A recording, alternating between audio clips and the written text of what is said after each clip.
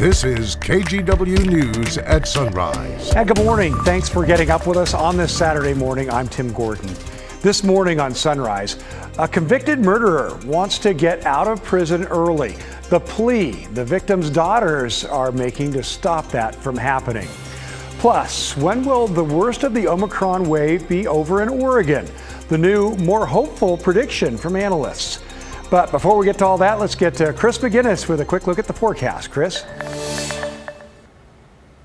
Good morning and happy Saturday to you, Tim. Thanks for joining us this morning. Let's take you live to our Rose City sky camera. And although it's still dark and early out there, I think if you look really closely, you might be able to see some of the cloud cover that's hanging over downtown Portland. We're kind of stuck under a bit of a temperature inversion where the air is warmer aloft. And so that might lock a little bit of cloud cover in for parts of the Willamette Valley early this morning, but I am still anticipating some sun breaks and maybe even full sunshine for some of us this afternoon.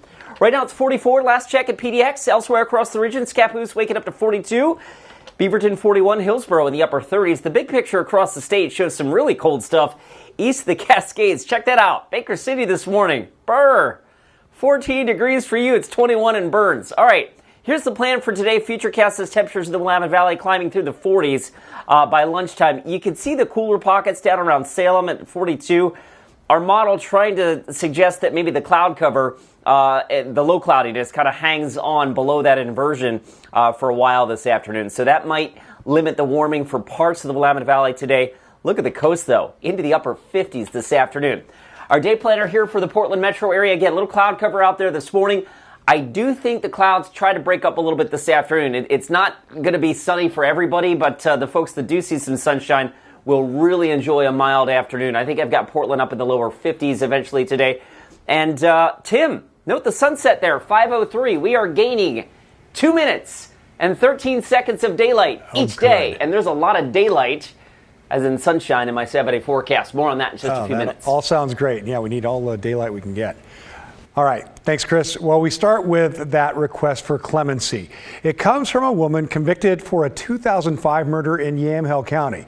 She is asking Oregon's governor to let her out of prison early. Our Alma McCarty heard from her victim's family, who is urging the governor to not let her out. Sarah Olson and Kendra Pettit say their dad, Dale Rost III, was kind and caring. He loved to fish. He loved his kids. He loved people. He was the friendliest person. He would give you the shirt off his back.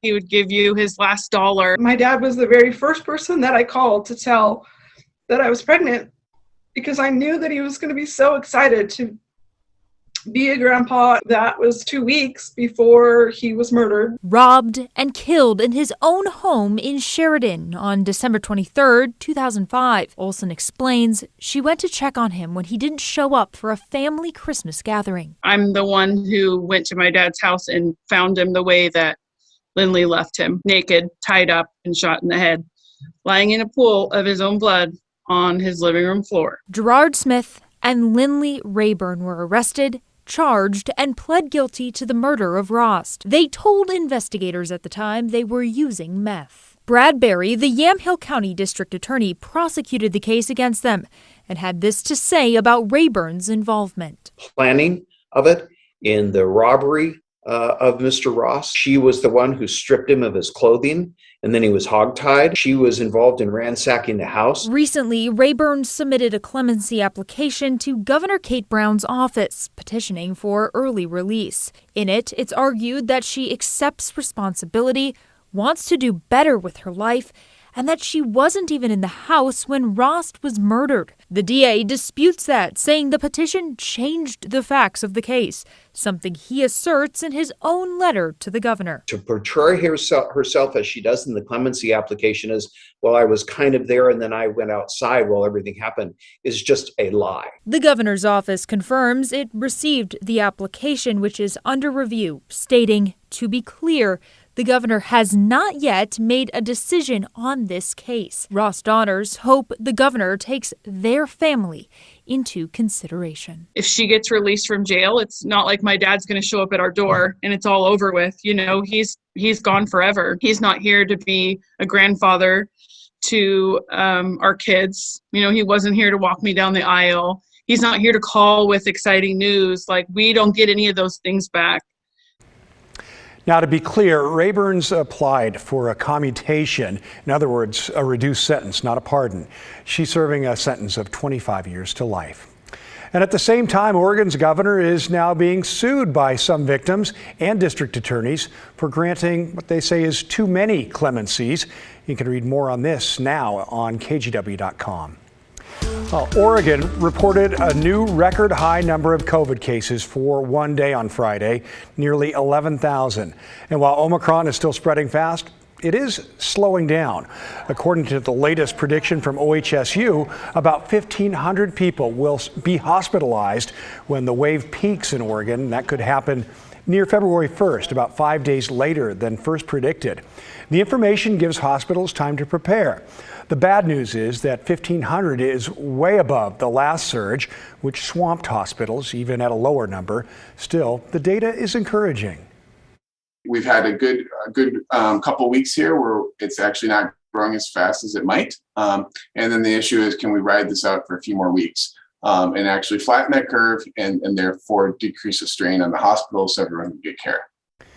One more piece of good news. According to the New York Times COVID tracking project, Oregon has the second lowest death rate per 100,000 people in the nation. Only Virginia is lower. Well, people who live in Washington can now get free COVID test kits delivered to their homes from the state. This is in addition to the free tests you can order from the federal government. The Washington State Department of Health launched its online portal on Friday. Go to sayyescovidhometest.org to start. You can order up to 5 tests per address. At this point, Oregon is not planning to do a state ordering portal. While more Portland students are returning to the classroom after a stretch of remote learning, a group of schools led by Roosevelt and Franklin High Schools will return to the classroom on Monday. Alliance High School at Kenton will go back in person learning on Tuesday. In the meantime, George, Harriet Tubman, and Kellogg middle schools are also extending distance learning for another week through February 1st.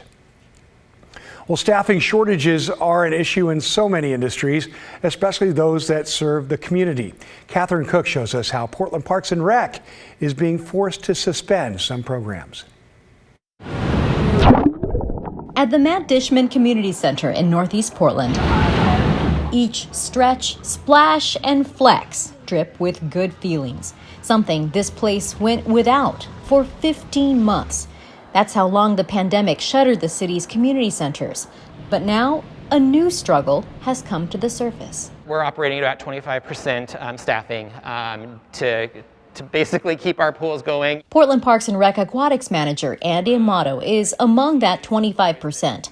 They're doing everything they can to fill their massive staffing gap left by lifeguards and swim instructors who didn't return after the shutdown.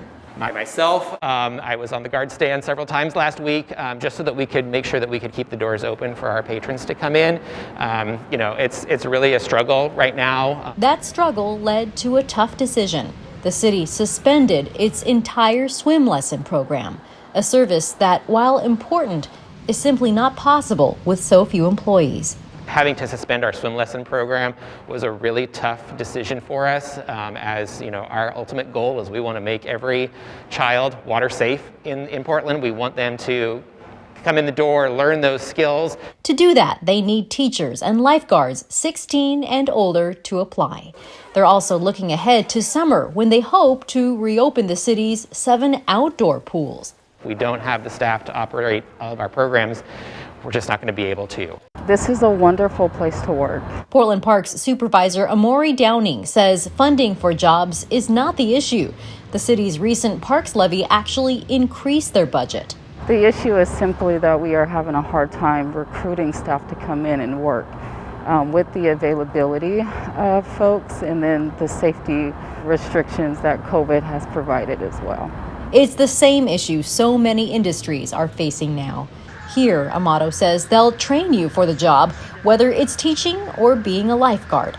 Need to like the water, need to have some swimming skills, but we will help you along. We just are looking for people that are excited and want to be here and help serve their community. Catherine Cook, KGW News. Well, speaking of shortages, the Portland Fire Bureau is in need of more men and women. Coming up next, we'll look at the plan to attract new employees in the next few months.